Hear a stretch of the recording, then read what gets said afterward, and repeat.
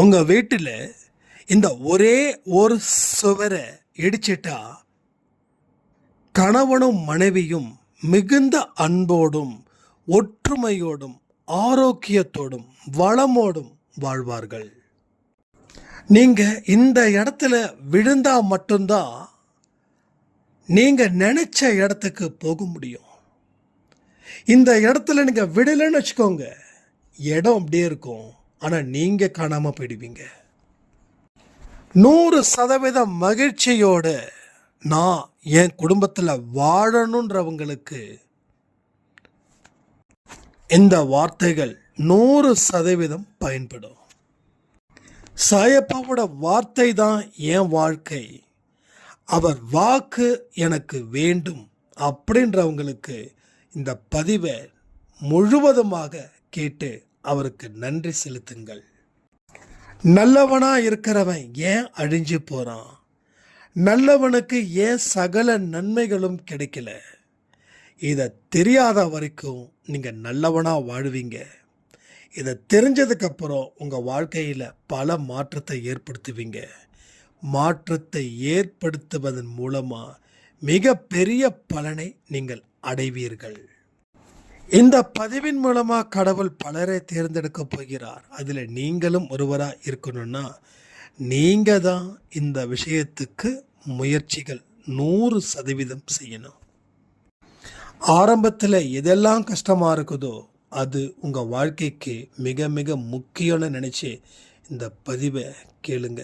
வாழ்க்கையில் சகல சந்தோஷத்தையும் வசதிகளையும் நீங்கள் அடைவீர்கள்னு சொல்லி இந்த பதிவை நான் ஆரம்பிக்கிறேன்.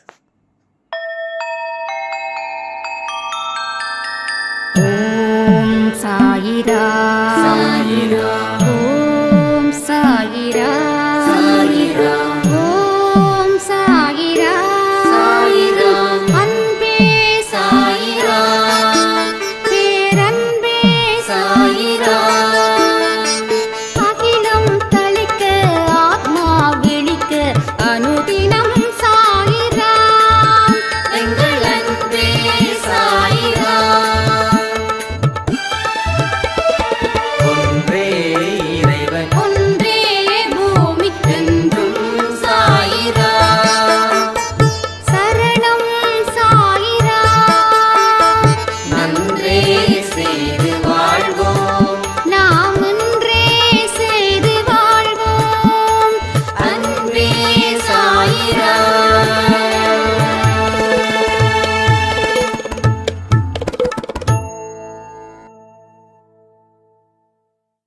சாய்ராம். என் உயிரின் உயிரானவர்களே, கடவுளுடைய வார்த்தைகள் தான் என்னோட வார்த்தைகள்னு நம்பி வாழ்ந்துக்கிட்டு இருக்கக்கூடிய அனைத்து நல்ல உள்ளங்களுக்கும் கடவுள் ஆசீர்வதிக்கட்டும்னு சொல்லி இந்த பதிவை நான் ஆரம்பிக்கிறேன். உங்களுக்கு உள்ள ஒரு ஈகோயிசம் இருந்துடுச்சுன்னா அதை வெளியில் துரத்திடுங்க. அந்த ஈகோயிசம் உங்களை சுற்றி இருக்கிறவங்களை முதல்ல அழிக்குது, அடுத்தது அது உங்களை அழிக்குது. இதனால் நாம் வாழ்க்கையில் நம்மளுடைய சந்தோஷங்கள் அத்தனையும் நம்ம கண்ணுக்கு முன்னாடியே நம்மளை விட்டு விலகுது. இன்னைக்கு 12 மணிக்கு கொடுத்த ஒரு பதிவு மிக முக்கியமான ஒரு பதிவு. அதில் நாம் கிட்டத்தட்ட இதை தான் சொல்லியிருக்கோம், ஈகோயிசம் கண்டிப்பாக கூடாது, மனம் விட்டு பேசுங்க அப்படின்னு. சொல்லாத வார்த்தைகளை நாங்கள் பேச போகிற இந்த பதிவில், கணவன் மனைவிக்கு அடிக்கடி சண்டைகள் வரும். அப்போது அவர் தானே தப்பு பண்ணாரு, அவர் பேசட்டும் அப்படின்னும், அதே நேரத்தில் கணவர் நான் என்ன பெரிய தப்பு பண்ணிட்டேன், இதெல்லாம் ஒரு தப்பா, அவ தானே சண்டை போட்டா, அவ பேசட்டும் அப்படின்ற ஒரு எண்ணத்தையும் தயவு செய்து குழி தோண்டி புதைச்சிடுங்க. இந்த ஈகோயிசம் உங்களை முழுக்க கொள்ளும். அணு அணுவாக கொள்ளும். உங்களை பெரிய அளவில் சித்திரவதை செய்யும். உங்களுக்கு வரவேண்டிய அத்தனை நன்மைகளையும் அது தடுத்து நிறுத்தும். ஸோ இந்த ஈகோயிசத்தால் எந்த ஒரு இடத்துலையும் நல்ல செயல்களே உங்கள் வாழ்க்கையில் சத்தியமாக நடக்காது. நடக்க இருக்கக்கூடிய அத்தனை நல்ல செயல்களையும் அது தடுத்து நிறுத்தி அதற்கு மாற்றாக தீய விஷயங்களை நடப்பது போல அது உருவாக்கிடும். ஸோ எத்தனையோ கணவன் மனைவிகள் இந்த ஈகோயிசம் அப்படின்ற ஒரு கொடிய நோயால் பாதிக்கப்பட்டிருக்காங்க. இந்த நோய்க்கு மருந்து என்ன தெரியுமா? சமாதானம். ஒரு நோய்க்கு ஒரு மருந்து இருக்குதுன்னா அந்த மருந்தை தேடி கண்டுபிடிச்சி அந்த மருந்தை வாங்கி நாம் உட்கொண்டு அந்த நோயை விரட்டுறது புத்திசாலித்தனம். அதே போல் ஈகோயிசத்துக்கும் அதை தீர்ப்பதற்கு ஒரு மருந்து என்ன அப்படின்னா சமாதானம். யாரெல்லாம் சமாதானத்தோட வாழ துடிக்கிறீங்களோ அவங்க தான் கடவுளுடைய சமஸ்தானத்தில் வர முடியும். அவங்க தான் கடவுளுடைய மனதில் ஈஸியாக நுழைய முடியும்.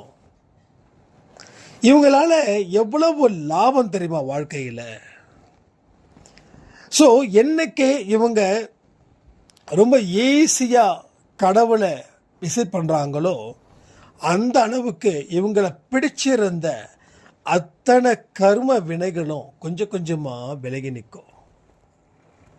கொஞ்சம் கொஞ்சமாக விலகி நிற்கும். அப்போ இந்த ஈகோயிசத்தால் அழிந்தவன் தான் அதிகமே தவிர வாழ்ந்தவன் அப்படின்றது யாருமே இல்லை. நாம் என்னதான் ஒரு மனுஷனால் கஷ்டப்பட்டாலும் நம்ம ஈகோயிசம் தடுக்குது. ஒன்றே ஒன்று சொல்கிறேன், வாழ்க்கைன்றது எதுக்குங்க? கமெண்ட் பண்ணுறீங்களா? வாழ்க்கைன்றது எதுக்கு?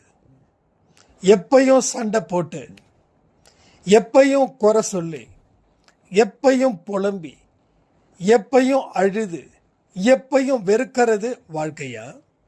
இல்லை எப்பொழுதும் சந்தோஷத்தோட, எப்பொழுதும் மன நிறைவோட, எப்பொழுதும் நல்ல எண்ணத்தை விட, எப்பொழுதும் நல்ல செயல்களோட வாழ்கிறது பெஸ்டா? எது வாழ்க்கை? அப்போ எல்லாருமே ரெண்டாவதை தான் ஃபாலோ பண்ணுவாங்க. ஆனால் நீங்கள் ஏன் உண்மை தெரிஞ்சும் ரூட்டை பிடிக்கிறீங்க? அதுதான் ஈகோயிசம். இதை ஒரே பதிவின் மூலமாக விரட்டிட முடியாது. முதல்ல உங்கள் மனசு அக்செப்ட் பண்ணுற அளவுக்கு நீங்கள் தயாராகணும். நீங்கள் தயாரானால் தான் உங்கள் மனசு அக்செப்ட் பண்ணணும். நீங்களும் உங்கள் மனசும் ஒரே குட்டையில் ஊறின மட்டைங்க தான். அப்போ நீங்கள் முடிவு பண்ணணும். நீங்கள் மனசில் ஆர்டர்ஸ் கொடுக்கணும். இந்த பாரு, ஈகோயிசத்தால் நம்ம வாழ முடியாது, அழிஞ்சு தான் போவோம். நம்மளோட வாழ்க்கை ஹாப்பியாக இருக்கணும். அப்போ தான் நமக்கு நிறைய நல்ல விஷயங்கள் நடக்கும். அதனால் இந்த ஈகோயிசத்தை நம்ம விட்டுடலாம். நாம் சமாதானத்தோட முதல் ஆளாக நம்ம இருப்போம். அந்த மாதிரி ஒரு தீர்க்கமான மனநிலையில் நீங்கள் இருந்து பாருங்களேன். உங்களோட ஒவ்வொரு போராட்டத்தையும் கடவுள் வெற்றிகரமாக செய்து முடிப்பார். நம்ம இயங்கக்கூடிய ஒரு விஷயமும் கடவுளுடைய வார்த்தைகளால் மட்டும்தான். இதுதான் நான் திரும்ப திரும்ப சொல்கிறேன்.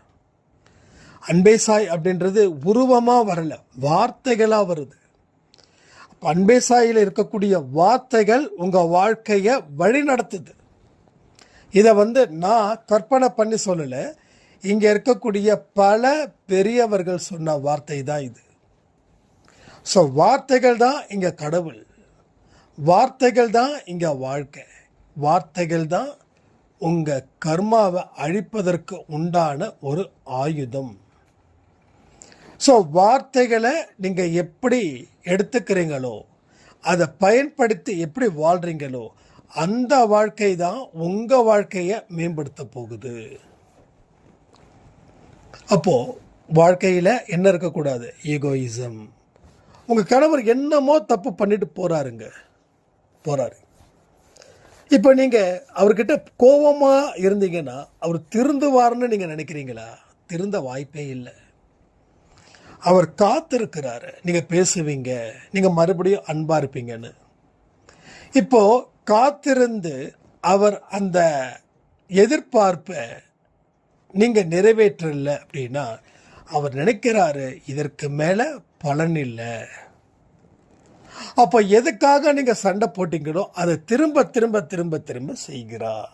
இதுதான் எல்லோருடைய வாழ்க்கையிலேயும் நடக்குது. நீங்கள் வேணால் செக் பண்ணி பாருங்கள். அப்போ நீங்கள் உங்களுடைய கணவர் திருந்தணுன்றதுக்காக நீங்கள் சண்டை போட்டீங்க. அந்த சண்டை ஜெயிக்கணும்னா சண்டை போட்டது நல்லது, சண்டை போடக்கூடாதுன்னு சொல்லலை. ஆனால் அந்த சண்டையை நீங்கள் சமாதானமாக மாற்றி அமைக்கணும். ஒரு நல்ல மைண்டில் ஒரு முக்கியமான விசேஷ நாட்களோ இல்லை உங்கள் கணவர் ரொம்ப சந்தோஷமாக இருக்கிறோ அந்த நாளில் அதே சந்தோஷமான மனநிலையில் அவர் செய்த விஷயத்தால் நீங்கள் எவ்வளவு பாதிக்கப்பட்டிருக்கீங்கன்றத ஒரு அன்பாக எடுத்துகிட்டு போங்க. ஆனால் அதை சொன்னால் நிறைய பேர் என்ன திட்டுவீங்க. அந்த மனுஷனுக்கு அன்புனா என்னன்னே தெரியாது. அன்புன்னு என்னன்னு தெரியாத மனுஷங்கிட்ட நான் அன்பாக எப்படி பேச முடியும்னு. நீங்கள் ஒரு விஷயத்தை முடிவு பண்ணிட்டீங்க, முடிவு பண்ணதில் இருந்து வெளியில் வர முடியல. இதுதான் ஈகோயிசம். அப்போது உங்களுக்கு அவரை பிடிக்கலைன்னா அவருக்கு நிறைய பேரை பிடிச்சிருக்கு, மற்றவங்களுக்கு அவரை பிடிச்சிருக்குது, சரியா? ஸோ உங்களுக்கு தான் பிடிக்கல. இதை என்றைக்குமே நம்ம யோசிக்கிறது இல்லை. அப்போது நீங்கள் எந்த அளவுக்கு அன்பான வார்த்தைகள் மூலமாக அவர்கிட்ட சொல்கிறீங்களோ அப்போ தான் அவர் மனம் திரும்பி குடும்பத்தை நேசிப்பார். இங்கே நிறைய பேர் ஆன்மாக்கிட்ட பேசுகிற, ஓகே நீங்கள் பேசுங்க, கரெக்ட். நீங்கள் பேசுகிறதால தான் அட்லீஸ்ட் அவருக்கு ஒரு ப்ரொடெக்ஷன் கடவுள் கொடுக்குறாரு. ஒரு சாய்ராம் சொன்னாங்க, தம்பி எல்லாமே கரெக்டு, நான் அன்மாக்கிட்ட பேசிட்டு தான் இருக்கேன், ஆனாலும் என்னோட கணவர் எந்த இடத்துலையும் என்னோட குடும்பத்தையும் என்னோட குடும்பத்தில் இருக்கக்கூடிய பிள்ளைங்க கிட்டையும் எந்த கேரும் எடுக்க மாட்டேங்கிறாரு. அதனால் பிள்ளைங்கள் எல்லாம் அவருக்கு எதிராக நிற்கிறாங்க. அவரை அடிக்காத குறையில் அவரை வழிநடத்துகிறாங்க. ரொம்ப கஷ்டமாக இருக்குது. ஆனால் அவரோ எங்களை மதிக்க மாட்டேங்கிறாரு அப்படின்றாங்க. அப்போ நான் ஆன்மா கிட்ட பேசியும் என்னோட ரிசல்ட் இவ்வளோதான் அப்படின்னு. அப்போ அவங்கக்கிட்ட அப்பயே நான் பதில் சொல்லிட்டேன். இருந்தாலும் இங்கே இன்னும் நிறைய பேர் ஆன்மா கிட்ட பேசிகிட்டு இருக்கீங்க இல்லையா, கொஞ்சம் அவங்களுக்கு டிஸப்பாயிண்டாக இருக்கும் இல்லையா, அவங்களுக்கு ஒரு பதிலை சொல்கிறேன், நல்லா புரிஞ்சுக்கோங்க. நீங்கள் ஏமாறுவதற்கு வாய்ப்பே இல்லை, ஓகே? ஏன்னா பாரத்தை கடவுள்கிட்ட ஒப்படைச்சிட்டு தான் நீங்கள் இந்த பயிற்சியில் ஈடுபடுறீங்கன்றது கடவுளுக்கு தெரியாதான்னு. அப்போ இவ்வளவு தூரம் நீங்கள் ஆன்மா கிட்ட பேசினதால தான் கடவுள் அவரை இப்போ வரைக்கும் உயிரோடு வச்சிருக்காரு. புரியுதா? ஒன்றும் இல்லை, உங்கள் கணவருக்கு ஒரு வெளியில் இருக்கக்கூடிய ஒரு லேடி மேலே ஒரு தொடர்பு இருக்குதுன்னு வச்சுக்கோங்க. நீங்கள் நினைக்கிறீங்க அவர் சந்தோஷமாக இருக்கிறாருன்னு, ஆனால் அவருக்கு மெல்லவும் முடியல, விழுங்கவும் முடியல. இதுதான் உண்மை. நீங்கள் முடிவு பண்ணுறீங்க அவர் ஹாப்பியாக இருக்காருன்னு. நீங்கள் முடிவு பண்ணுறதால மட்டும் அவர் ஹாப்பியாக இருக்கிறாரா? முடியுமா? இப்போ நீங்கள் ஒரு விஷயத்தை முடிவு பண்ணுறீங்க, அது நடந்துருமா? சாத்தியம் இருந்தால் நடக்கும். ஆனால் சாத்தியம் இல்லாததை கூட நீங்கள் முடிவு பண்ணுறீங்க. முடிவு பண்ணி நடக்காத ஒரு விஷயத்தை நடந்தது போல கற்பனை பண்ணி உங்களை நீங்கள் சித்திரவதை செஞ்சுக்கிறீங்க. அப்போது அவருக்கும் உங்கள் மேலே பாசம் இருக்குது, அன்பு இருக்குது, எல்லாமே இருக்குது. ஆனால் நீங்கள் கொடுக்கக்கூடிய அந்த எதிர்ப்பு அவரோட ஈகோயிசத்தை டச் பண்ணுது. அந்த ஈகோயிசத்தால் அவரும் அப்படி இருக்கார். இப்போ நீங்களும் ஈகோயிசத்தால் தான் அவர் மேலே இவ்வளோ கோபமாக இருக்கீங்க. அவர் பண்ணுறது தப்பு தான். நான் இப்பயும் நான் சொல்கிறேன், தப்பு இல்லைன்னு சொல்லலை. அவர் பண்ணுறது தப்பு தான், 100க்கு 100 தப்பு தான். ஆனால் அதை திருத்தணும் அப்படின்னா நீங்கள் என்ன பண்ணணும்? அவர்கிட்ட இந்த ஒரு தவறை செய்யாமல் அவர் இருந்திருந்தாருன்னா எந்த மாதிரியான ஒரு கேர் எடுக்கிறீங்களோ அந்த கேர் இங்கே எடுக்கணும். பொறுமையாக கேளுங்க, டென்ஷன் இல்லாமல் கேளுங்க, அமைதியாக கேளுங்க, சரியா? ஏன்னா பிரச்சனையை தீர்க்கணுன்றது தான் நம்ம இப்போ நம்ம முடிவு பண்ணணும். அவரை அப்படி பார்த்தேன், இப்படி பார்த்தேன், அங்கே பார்த்தேன், இங்கே பார்த்தேன், நான் எதிர்பார்க்கவே இல்லை, எனக்கு அநியாயம் பண்ணிட்டாருன்னு இது தினமும் அவரை பார்க்கும்போதெல்லாம் இல்லை பார்க்காதப்போ அவரை நினைக்கும் போதெல்லாம் இருந்தால் நீங்கள் ஆன்மா கிட்ட எந்த வேலை பேசியிருப்பீங்கன்னு யோசிச்சு பாருங்க. இப்போ ஆன்மா கிட்ட பேசும்போதே அதுக்கு சில குவாலிஃபைடு இருக்குது. அவர்கிட்ட அன்பாக இருக்கணும், அதற்கப்புறமா ஆன்மா கிட்ட பேசுங்கன்னு. இப்போ நீங்கள் எந்த அளவுக்கு ஒரு ஃப்ரீ மைண்டட்னா என்னது, அந்த மைண்டுக்குள்ளே அந்த அழுத்தம் இல்லாமல் நீங்கள் அவர்கிட்ட பேசுகிறீங்களோ, அவர்கிட்ட ஆன்மா கிட்ட பேசுகிறீங்களோ, இல்லை அவர்கிட்ட நேரடியாக பேசுகிறீங்களோ, அப்போது அவருக்கு இருக்கக்கூடிய பிரச்சனைகளை பற்றியும் உங்ககிட்ட தெளிவாக கதறி அழுது சொல்லுவார்.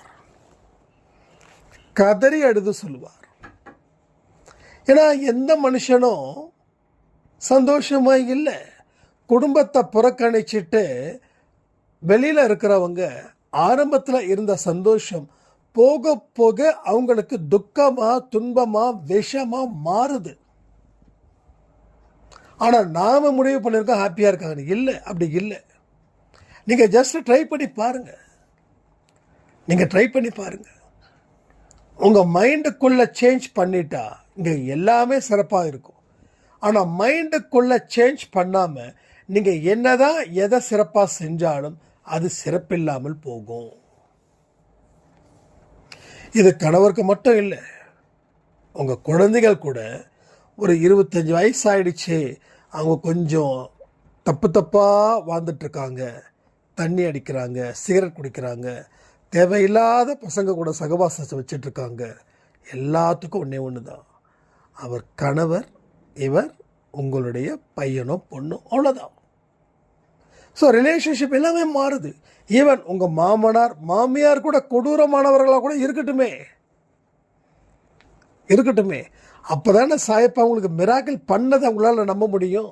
அவங்க கொடூரமாக இருந்து அதற்கு அப்புறமா உங்களை அன்பா, அக்கறையா, அவங்க பெற்ற பிள்ளைய விட 10 மடங்கு அதிகமாக உங்கள் மேலே கேர் எடுத்தா நீங்கள் கடவுளை பார்க்கும்போதெல்லாம் கண்ணீர் விடுவீங்களா, இல்லை கடவுளை பார்க்கும்போதெல்லாம் வெறுப்பீங்களா? ஸோ உங்களுக்கு இருக்கக்கூடிய சங்கடங்களை தீர்ப்பதன் மூலமாக தான் கடவுளுடைய அற்புதத்தை உங்களால் உணர முடியும். அப்போ அதுக்காக தான் அவர் சோதனை கொடுக்குறாருன்னு சொல்ல வரல. அப்போ அவருடைய அற்புதத்தை நீங்கள் பார்க்கணுன்னா, எனக்கு நடந்த அற்புதத்தை உங்ககிட்ட சொல்லும்போது கண்டிப்பாக உங்களுக்கு ஒரு ஹாப்பி இருக்கும். ஒரு 50%, 60%, 70%. ஆனால் உங்களுக்குள்ள ஒரு மாற்றத்தை ஏற்படுத்தி கடவுள் ஒரு அதிசயத்தை ஏற்படுத்திட்டாருன்னா 100% ஹாப்பி இல்லை, அதை விட கூடுதலான ஹாப்பியஸ்ட் பர்சனாக இந்த வேர்ல்டில் நீங்கள் இருப்பீங்களா, இருக்க மாட்டீங்களா? ஸோ இதுதான். அப்போது எல்லாத்துக்கும் அடிப்படை ஈகோயிசம். நான் இப்படி இருக்கேன், பட் இவங்க இப்படி இருக்காங்க. ஒன்று தான். இப்போ ரீசெண்டாக ஒருத்தர் என்கிட்ட கேட்டார், இவங்க ஏன் இப்படி இருக்காங்க, அவங்க ஏன் இப்படி இருக்காங்க, ரொம்ப கடுப்பாக இருக்குது, ரொம்ப எரிச்சலாக இருக்குது இவங்களை நினைக்கும் போதெல்லாம் அப்படின்னு என்கிட்ட சொன்னாங்க. நான் ஒன்று சொன்னேன், உங்களை மாதிரியே மற்றவங்க இருக்கணும்னு எதிர்பார்க்கறது ஆணவத்தோட உச்சம் இல்லையா? கரெக்டு தானே? நீ நல்லவனோ நீ கெட்டவனோ, ஆனால் எல்லாரும் உன்ன மாதிரியே இருக்கணும் அப்படின்னா இதுதான் ஆணவத்தோட உச்சம். நல்லவனாக இருக்கிறவன் ஏன் பிழைக்க தெரியலன்னா அவன் ஆணவத்தோட உச்சத்தில் இருக்கான், அகங்காரத்தோட உச்சத்தில் இருக்கான். அதுக்கு கெட்டவனே ஒரு படி மேலேன்னு கூட நான் நினைக்கிறேன். இப்போ இவன் தான் பார்த்தியா நான் எவ்வளோ தூரம் ஹெல்ப் பண்ணுறேன், இவன் யாரும் ஹெல்ப் பண்ணல பார்த்தியா? ரோட்டில் தெரியாதனமாக இவன் சாப்பாடு வாங்கி கொடுத்துருப்பான். நம்ம அன்பேசாய் குடும்பத்தை சொல்லலை, யாரும் நம்ம குடும்பத்தை நான் சொல்லலை. நம்ம குடும்பம் இப்போ மாறிடுச்சு, நான் ஜென்ரலாக சொல்கிறேன். 100 ரூபாய்க்கு சாப்பாடு வாங்கி கொடுத்துருப்பான். அதை எல்லார்கிட்டையும் சொல்லிட்டு இருப்பான், நான் 100 ரூபாய்க்கு சாப்பாடு வாங்கி கொடுத்தேன் அப்படின்னு. பட் சொல்கிறத செய்யக்கூடாது. ஆனால் நான் ஏன் இங்கே சொல்கிறேன் அப்படின்னா, அது உங்களுக்குள்ள ஒரு அட்டென்ஷனை கொடுத்து நீங்கள் ஆக்ஷனில் இறங்கணுன்றதுக்காக தான் நான் உங்களுக்கு அட்டென்ஷன் கொடுக்கறது. புரியுதுங்களா? ஸோ இந்த கான்செப்டில் தான் நான் நான் செய்யக்கூடிய நல்ல விஷயத்தை உங்ககிட்ட நான் ஷேர் பண்ணுறேன். இப்போ அப்படி பண்ணுறதால தான் உங்களுக்கு இன்னும் நிறையா நல்லதை செய்யணும் அப்படின்னு தோணுது. இப்போ என்னை விட இங்கே சிறப்பாக செய்யக்கூடியவர்கள் ஜாஸ்தி. இப்போ ரீசெண்டாக ஒரு அம்மா 20 பேருக்கு சாப்பாடு வாங்கி கொடுத்தாங்க. Middle class family, single mother புரியுதா உங்களுக்கு? கணவனை இழந்தவர், அவங்க சொந்தமாக காய்கறி கடை வைக்கிறாங்க. அவங்க 20 பேருக்கு சாப்பாடு வாங்கி கொடுத்துருக்காங்க. ஒரு சும்மா ரோட்டில் கடை போட்டு வைக்க பெரிய டிபார்ட்மெண்ட் ஸ்டோருடைய அதிபர் கிடையாது. ஒரு தெருவில் கடை போட்டு விற்கிற ஒரு மிடில் கிளாஸ் அம்மா. அவங்க எத்தனை பேருக்கு சாப்பாடு? 20 பேருக்கு. எத்தனை பேருக்கு? 20 பேருக்கு. சும்மா தக்காளி சாப்பாடு இல்லை, 20 சாப்பாடு, ஃபுல் மீல்ஸ். சாம்பார், ரசம், தயிர், பொரியல், அவியல், அப்படி.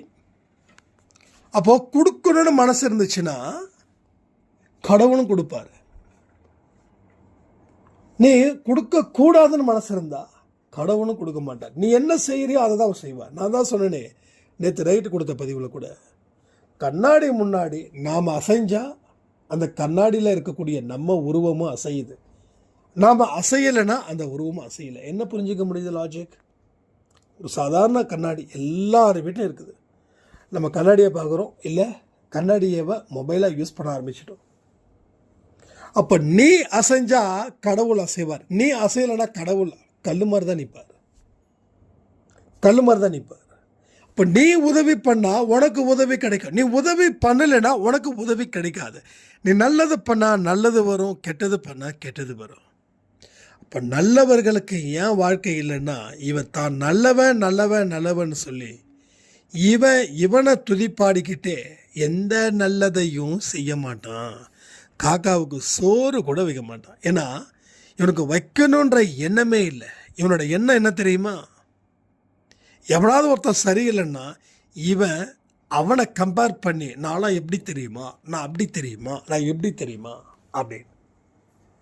இதனால் என்ன லாபம்? என்ன சொல்ல வரான் நாட்டுக்கு? நல்லவனா? ஸோ நல்லவனா இருக்கிறது சிறப்பு தான். அப்போ நல்லவனா யாரு? 4 பேருக்கு உதவி செய்கிறவன் நல்லவன். ஆணவமும் அகங்காரமும் அதிகாரமும் செய்யாதவன் நல்லவன். பல உயிரினத்துக்கு உதவி செய்கிறவன் நல்லவன். இவன் தான் நல்லவன் லிஸ்ட்டில் வருவான். நீ தண்ணி அடிக்கலை, சிகரெட் குடிக்கலை, நீ பெண்கள் பின்னாடி போகலை, அதுக்காக நீ நல்லவனாக மாறிட முடியாது. அதை தாண்டி நீ மற்றவங்களுக்கு என்ன செஞ்ச, அதுதான். அப்போ கெட்டதை செஞ்சுக்கிட்டு நல்லதை செய்யலாமா? அவனுக்கும் கடவுள் எந்த இடத்துலையும் முகம் காட்டுறது இல்லை. நீ உனக்கு நல்லவனா இரு, பிறருக்கும் நல்லவனா இரு. அப்போ நீ செய்த உதவிகளை பிறருக்கு சொல்லி காட்டி அவனை மட்டம் தட்டுனா நீ செய்தது உதவி இல்லை, நீ எடுத்துக்கிட்டது பாவத்தை. சில பேர் சொல்லுவாங்க, நான் எங்கேயோ படித்தேன், ஒரு நோயாளிக்கிட்ட போயிட்டு ஆரோக்கியமாக நான் இருக்கிற மாதிரி காட்டிக்க கூடாது, ஒரு ஏழைக்கிட்ட போயிட்டு ஆடம்பரமாக இருக்கிற மாதிரி காட்டிக்க கூடாது. ஆனால் இன்னைக்கு நாட்டில் அதை தான் செய்கிறானுங்க. அப்போ இவங்களை கடவுள் மன்னிப்பாரா? சான்ஸே இல்லை. முடிஞ்சா உதவி செய், இல்லைன்னா அமைதியாக வந்துடும். வாய் தான் உனக்கு சனி. வாயால் தான் நீ கெட்டு சின்னாபின்னமாக போகிற. நிறையா பாருங்களேன், இந்த வாடகை வாயின்னு சொல்லுவோம், இது பேர். இந்த வாய் பேசுகிறவன் எல்லாரும் அவன் என்ன செஞ்சான் அப்படின்னு பார்த்தா எதையும் செஞ்சுருக்க மாட்டான். ஆனால் செஞ்சவன் எதையும் சொல்ல மாட்டான். புரியுதா? யாராவது உங்ககிட்ட நான் அதை பண்ண இதை பண்ணுன்னா ஒன்று நினச்சிக்கோங்க, ஒரு வித்து வீட்டு அப்படின்னு நினச்சிக்கோங்க. நேரத்தை தயவு செய்து உங்கள் நேரத்தை தயவு செய்து அவங்களுக்கு கொடுத்துடாதீங்க. எல்லாத்துக்கும் பொதுவாக சொல்லுறோம். ஏன்னா அப்படி நேரத்தை கொடுத்துட்டீங்கன்னா நீங்களும் அவங்கள மாதிரி மாறிடுவீங்க. அப்போ நீங்கள் அவங்கள விட வாய் சொல் மன்னர்களாக போயிடுவீங்க. அன்பேசா இல்லை, வாய் சொல் மன்னராக இருக்கக்கூடாது, செயல் புரியும் மன்னராக இருக்கணுமே தவிர வாய் சொல் மன்னராக இருக்கவே கூடாது. உதவிகள் செய்கிறத தயவு செய்து யாருக்கிட்டையும் சொல்லாதீங்க. அப்படி சொல்கிற மாதிரி இருந்தால் அவங்க அந்த உதவியை செய்வதற்கு உதவியாக இருக்கிற மாதிரி இருந்தால் செய்யுங்க. ஆனால் பெருமைக்காக தயவு செய்து எங்கேயும் வாயை திறக்காதீர்கள். நான் சொல்கிறேன், அன்பே சாய் குடும்பத்தில் மட்டும்தான் நான் அப்பப்போ செய்யக்கூடிய உதவிகளை சொல்கிறேன். நிறைய உதவிகள் செய்கிறேன். ஆனால் வெளியில் இருக்கிறவங்களுக்கு யாருக்கும் எந்த உதவியும் நான் செய்கிறேன்னு அவங்கக்கிட்ட சொன்னதே கிடையாது. ஏன்னா இது சாயப்பா சொல்லிக் கொடுத்த பாடம் தான். சொல்லுவாங்கள்ல, என்னமோ வலது கை செய்யும் உதவியை இடது கைக்கு தெரியக்கூடாதா, சரியா ஒரு விஷயம் இருக்குது. சாரி, எனக்கு அது வரல. ஸோ நம்ம கைக்கு இன்னொரு உதவி செய்கிறது இன்னொரு கைக்கு தெரியக்கூடாது கடவுள் சொல்லியிருக்கார். ஆனால் ஊர் உலகத்துக்கு சொல்லிகிட்டு இருக்கோம். அப்போ இதுவுமே ஒரு ஈகோயிசம் தான். எஸ், உன்னை விட பார்த்தியா நான் எப்படி உதவி பண்ணியிருக்கேன் பார்த்தியா, நீயும் தான் இருக்கிறிய, நான் பாரு என்ன மாதிரி வாழ்ந்துட்டேன், உன்னை மாதிரி வாழ்ந்தா வாழவே முடியாதே. புரியுதா? யாரை பற்றியும் நீங்கள் பெருசாக அவங்கள உருவாக்காதீங்க. அதே போல் யாரையுமே கீழ்த்தரமாக நினைக்கவும் நினைக்காதீங்க. நான் இது அன்பே சாய் குடும்பத்தில் இருக்கிறவங்க சொல்கிறேன். எல்லாருமே யார் படைச்சா? கடவுள். எல்லாருக்குமே தந்தை யாரு? கடவுள். அவர்தான், வேற யாரும் இல்லை. இந்த உண்மை புரியாதவருக்கு நீயா இருக்கவே மாட்ட. நீயா இருந்து பாரு, வாழ்ந்து பாரு. பல ரகசியங்கள் வெளியில் வந்துக்கிட்டே இருக்கும். உன்னோட உள் மனது எவ்வளவு பெரிய ஒரு வேல்யூ பாயிண்ட் தெரியுமா? உள் மனசு ஏகப்பட்ட அறைகள் உள்ளே இருக்கு. நீ எத்தனை ஜென்மம் வாழ்ந்திருக்கியோ அத்தனை ஜென்மத்துக்கும் உண்டான நல்லதும் கெட்டதும் இருக்குது. நீ கெட்டதை தேடி போனால் உன் ஆழ் மனசில் இருக்கக்கூடிய கெட்டது தான் வெளிவரும். இதற்கு மாற்றா நீ நல்லதை தேடி போனால் உன் ஆழ் மனதில் இருக்கக்கூடிய நல்ல எண்ணங்கள் உங்களுக்கு உதிக்கும். இப்போ யூடியூப் இருக்குது, ஒரு பர்டிகுலராக ஒரு சாங்கை நீங்கள் எடுக்கணும்னு நினைக்கிறீங்க. என்ன பண்ணுறீங்க? சர்ச்சில் போயிட்டு அந்த சாங்கை எடுக்கிறீங்க, உடனே ப்ளே ஆகுதுல்ல. அதே போல் நம்மளுடைய ஆழ் மனது ஒரு யூடியூப் சேனல் நினச்சிக்கோங்க. அதில் நீங்கள் என்ன தேடுறீங்களோ அது கிடைக்கும். அப்போ நம்ம தேடாமலே நம்ம செயல்கள் மூலமாக நமக்கு ஆட்டோமேட்டிக்காக கிடைக்குதுங்க எல்லா விஷயமும். நீங்கள் கூகுளில் ஒரு செருப்பு பற்றி தேடி பாருங்களேன், உங்களுக்கு எல்லா இடத்துலையும் அவன் ரெக்கமெண்ட் பண்ணிக்கிட்டே இருப்பான். நம்ம அங்கே தேடுனது இங்கே. ஏன்னா நம்ம எல்லாருமே கண்காணிக்கப்படுகிறோம் கூகுளால். இது ஒரு பெரிய விஷயமாகவே நடந்தது. ஆனால் என்ன பண்ணுறது, கூகுளை விட முடியுமா? விட முடியாது.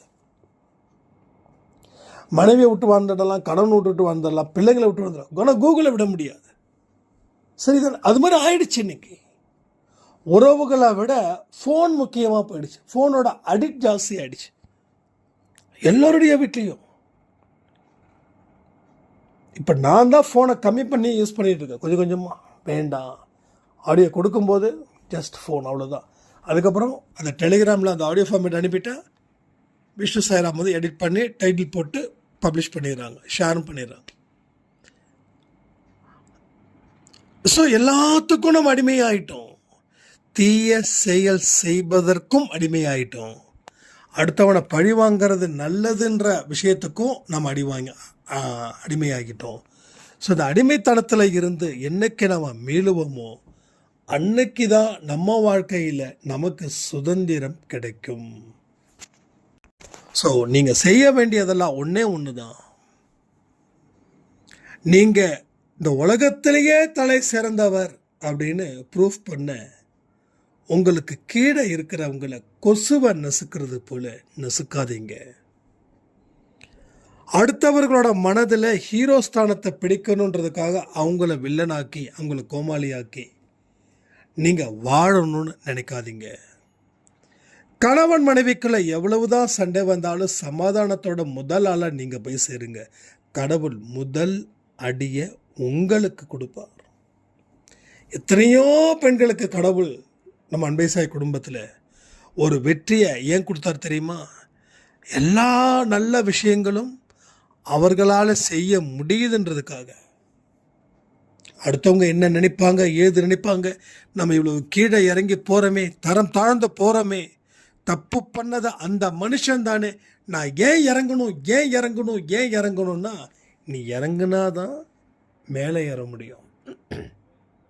நீ இறங்காம மேலே ஏறவே முடியாது. நீ இப்போ கீழே விழணும், விழுந்தே ஆகணும். விழ வேண்டிய இடத்துல விழுந்துடு, அப்போதான் நீ எழுந்திருக்க முடியும்.